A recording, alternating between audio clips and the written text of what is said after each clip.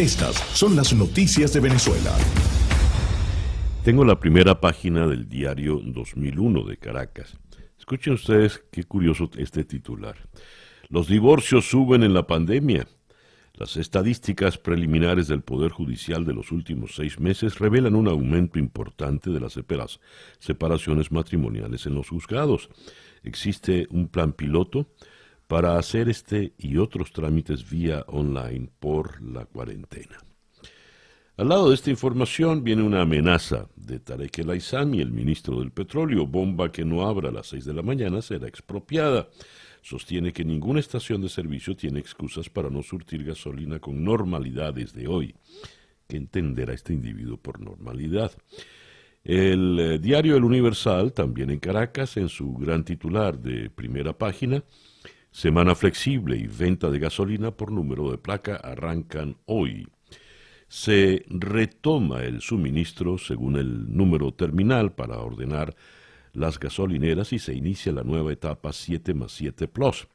Cerca de 1.568 estaciones de servicio retoman operaciones, según información oficial en esta semana, que coincide con el reinicio flexibilizado de actividades económicas bajo el esquema 7+7 Plus, anunciado anoche por Maduro para hacer frente al COVID. Los vehículos cuyas placas finalicen en los números 1 y 2 arrancan hoy lunes. El martes podrán abastecerse las placas 3 y 4, jueves terminadas en 7 y 8, y el viernes 9 y 0. ¿Y el miércoles? Aquí se saltaron el día miércoles. En fin, a propósito del tema del suministro de la gasolina, leo esta nota en El Nacional. Maduro junto a El Aissami reiteraron que hoy inicia el plan de regulación y normalización para surtir gasolina, en el que se podrá cargar de acuerdo al número. Maduro señaló además que llegó del exterior una buena cantidad de gasolina. Debería darle pena decir eso cuando Venezuela era un país que producía y exportaba, en fin. Así pues están las cosas. Hablando de que del exterior llegó un buen despacho de gasolina, según Reuters, tercer tanquero iraquí atraca en puerto venezolano.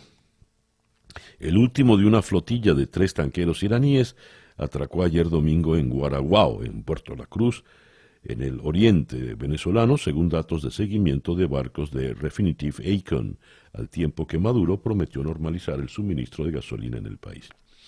Y así como llega gasolina, así sale gasolina de Venezuela. En El Nacional leo, tanquero de PDVSA zarpó ayer desde la refinería Cardón, rumbo a Cuba. Armand Delon, ingeniero de Química y Petróleo por la Universidad Central de Venezuela, informó que durante el mes de septiembre 7 buques despacharon gasolina a la isla. La dependencia en todo, vergonzosa por demás, de la dictadura venezolana, de la dictadura cubana, no cesa. Y tenemos por acá el anuncio de Delcy Rodríguez. Dice, Venezuela recibe lote de vacuna rusa contra el coronavirus. Venezuela recibió un primer lote de la vacuna rusa contra el coronavirus Sputnik 5, según informó Delcy Rodríguez, y según informó Nicolás Maduro, su hijito Nicolás Ernesto Maduro Guerra se va a prestar como conejillo de Indias.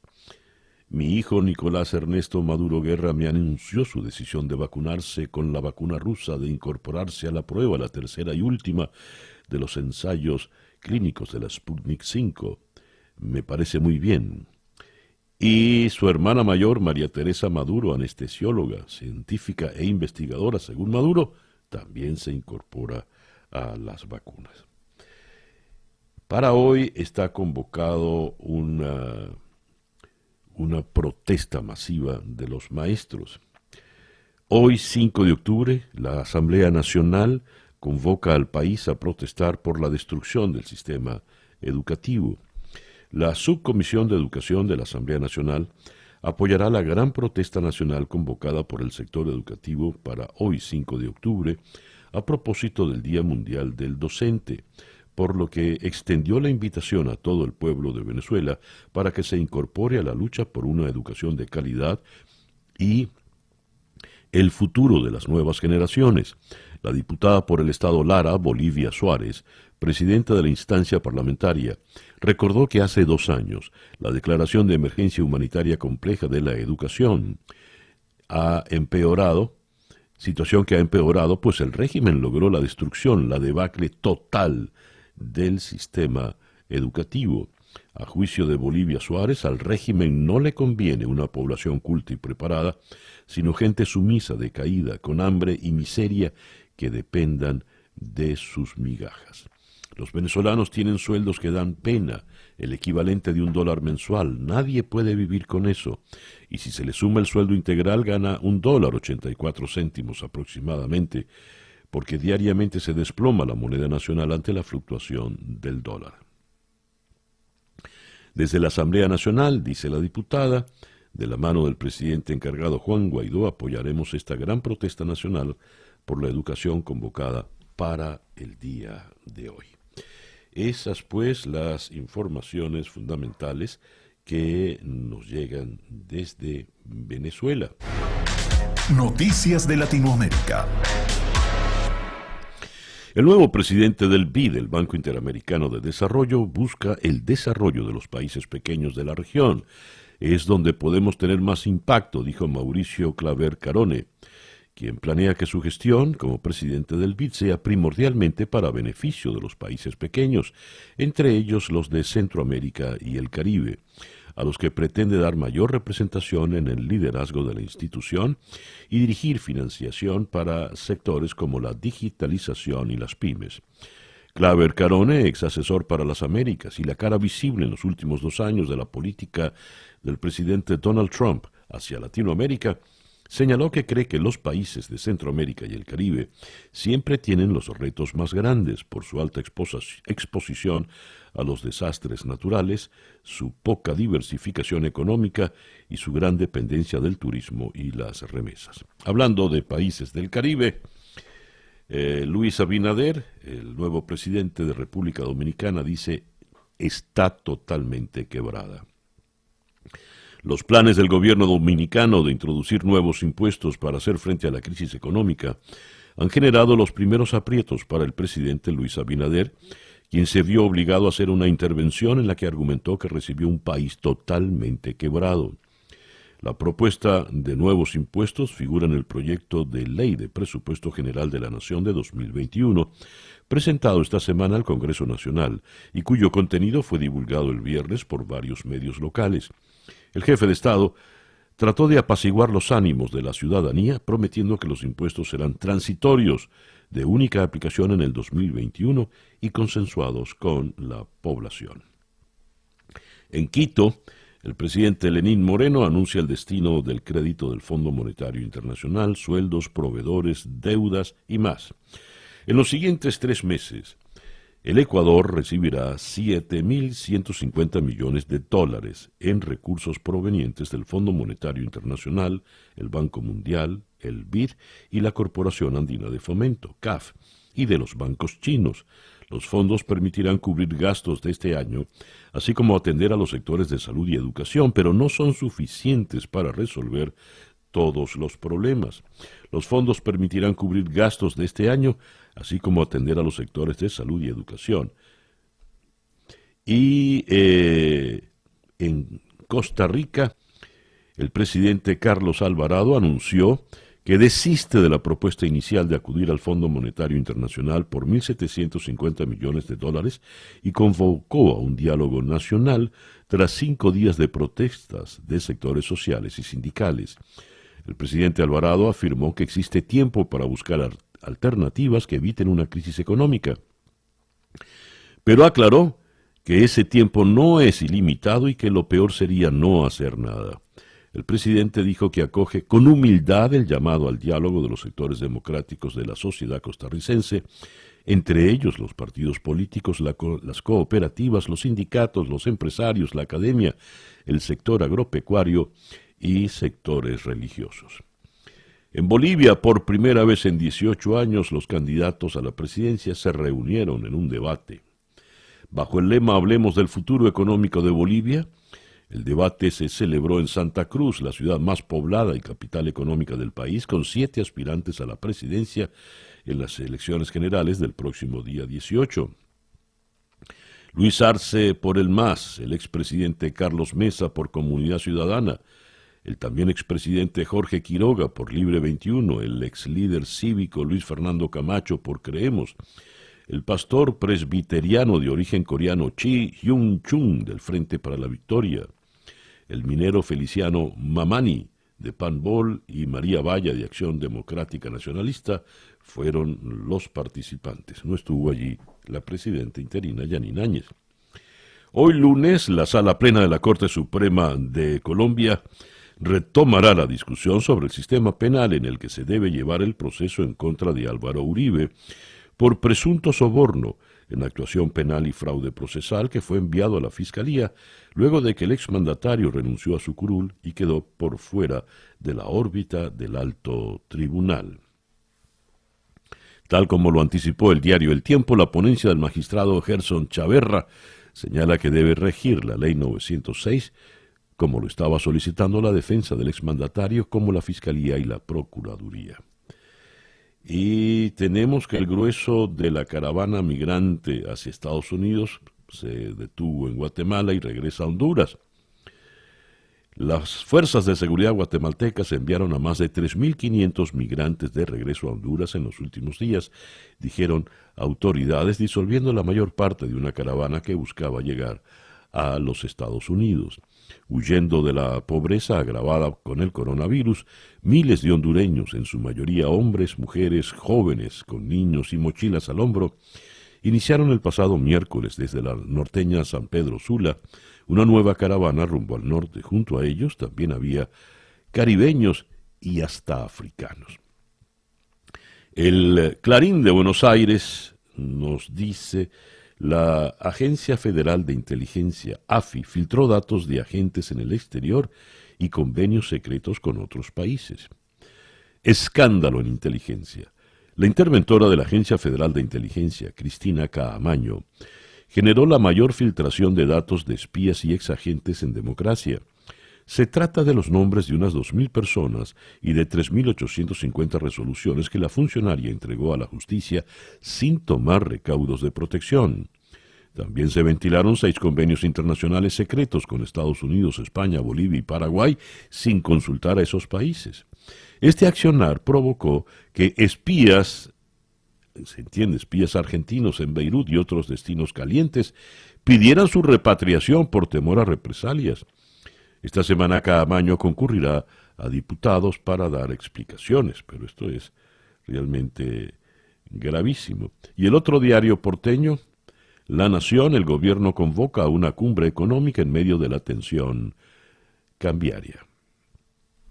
Las 72 horas decisivas que enfrenta el gobierno de Fernández. El diario Reforma en Ciudad de México alerta uso de fondos a capricho de AMLO. Tendría el presidente López Obrador 68 mil millones de pesos para manejar a su discrecionalidad. Dicen los analistas que se arriesga el futuro y la continuidad de los programas. Son las 7:21 de la mañana, luego de haber leído para ustedes las informaciones más destacadas de América Latina. Escuchas Día a Día con César Miguel Rondón.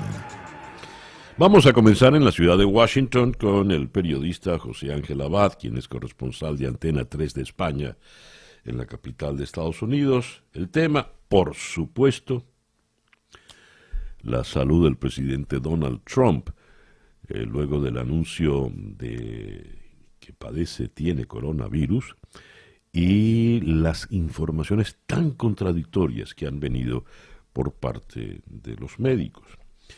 De Washington vamos a ir hasta la ciudad de Barquisimeto, en el estado Lara, Venezuela, para conversar con la diputada Bolivia Suárez, presidenta de la Subcomisión de Educación de la Comisión Permanente de Desarrollo Social de la Asamblea Nacional, quien además es profesora jubilada. Hoy es el Día Mundial del Docente y para hoy, 5 de octubre, se ha convocado una gran protesta nacional masiva de todo el sector educativo. Vamos a conversar con la diputada Bolivia Suárez al respecto. Es una iniciativa que viene desde la Asamblea Nacional. Desde Barquisimeto vamos a ir al otro lado del planeta, nos vamos a Nueva Delhi, en la India. Allí vamos a conversar con Sebastián Farsis.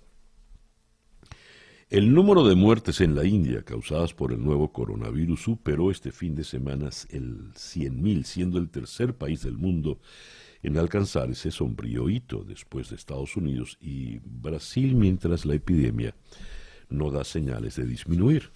Abordaremos eso directamente allá en la capital de la India, en Nueva Delhi. De la India, de Nueva Delhi, vamos a ir entonces después a la ciudad de Roma, donde está el Papa. Allí vamos a conversar con el periodista Daniel Díaz Vizzi.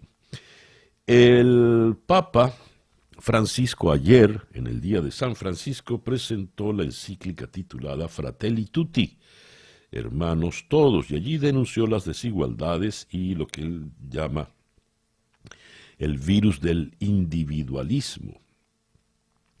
Pide fin del dogma neoliberal. Algunos medios dicen que el Papa está actuando contra el capitalismo. No hablan de neoliberalismo, sino de capitalismo.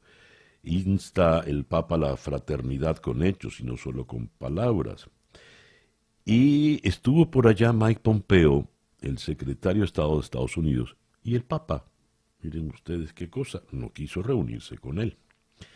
De Roma vamos a ir a Caracas para conversar con Eudis Girot, quien es el director, es jefe sindicalista, director ejecutivo de la Federación Unitaria de Trabajadores Petroleros de Venezuela. Con él vamos a conversar a propósito del nuevo plan de regulación de la gasolina que en Venezuela comienza en el día de hoy, según el número de la placa. Aquí dicen, advierten que la gasolina iraní solo abastecerá al país por 2 meses. En diciembre regresarán las colas y las protestas. Sin embargo, según una conversación que sostuvimos la semana pasada con Mariana Párraga, de la agencia Reuters desde Ciudad de México, Mariana maneja como pocos el tema petrolero. Mariana nos decía, los 3 buques iraníes que vienen a Venezuela, ya atracó ayer domingo el tercero, son buques pequeños y no traen mucho petróleo, si acaso dará para 1 mes, no 2 meses, sino 1 mes. Y luego de Caracas vamos a cerrar nuestra agenda de entrevistas hoy.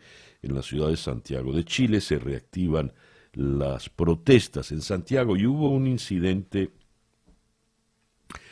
terrible. Un menor que estaba manifestando cayó desde 7 metros de altura. Esto porque lo había empujado un carabinero, un policía.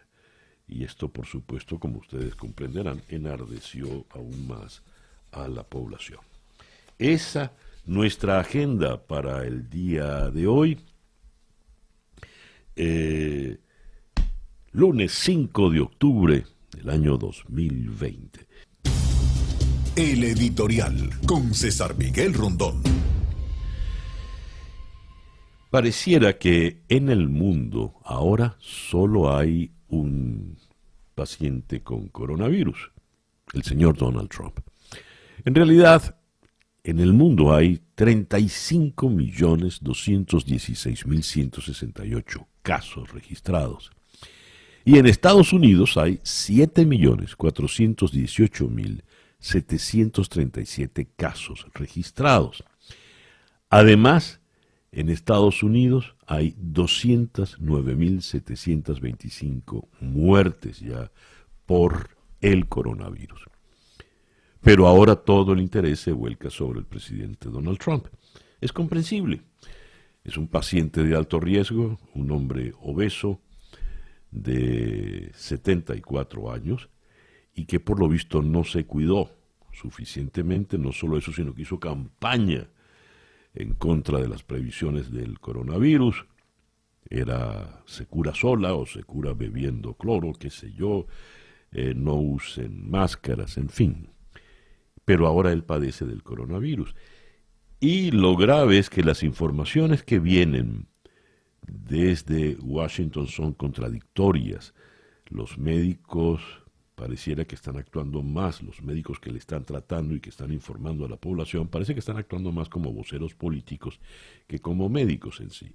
Y todos, por supuesto, están pendientes de la salud del presidente, sobre todo porque está a menos de un mes de una fecha electoral que es crucial, podría salir de la Casa Blanca. Ayer sorprendió a todos, propios y extraños, cuando salió aquí dice Carlos Travel, que viva mi presidente Donald Trump. ¿Será usted ciudadano americano? Supongo, ¿no? Bien, en todo caso, ojalá que viva, por supuesto, lo que deseamos todos, y que supere pronto la enfermedad. Pero ayer, como decía, sorpresivamente salió a saludar a un grupo de seguidores que están allí en las afueras del hospital.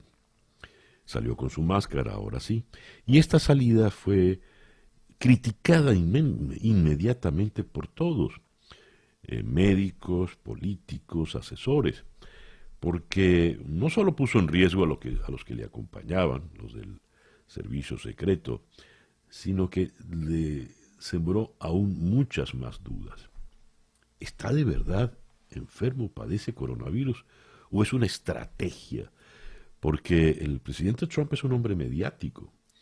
Ayer ya lo advertía en un magnífico artículo en el The New York Times, Alberto Barrera Tisca, decía, si hay sospechas de que el presidente no tenga coronavirus y sea esto parte de una estrategia, es porque hay pie para la duda, por todos los antecedentes. Pero asumamos que en efecto tiene el coronavirus. Y si lo tiene, ¿por qué esa irresponsabilidad?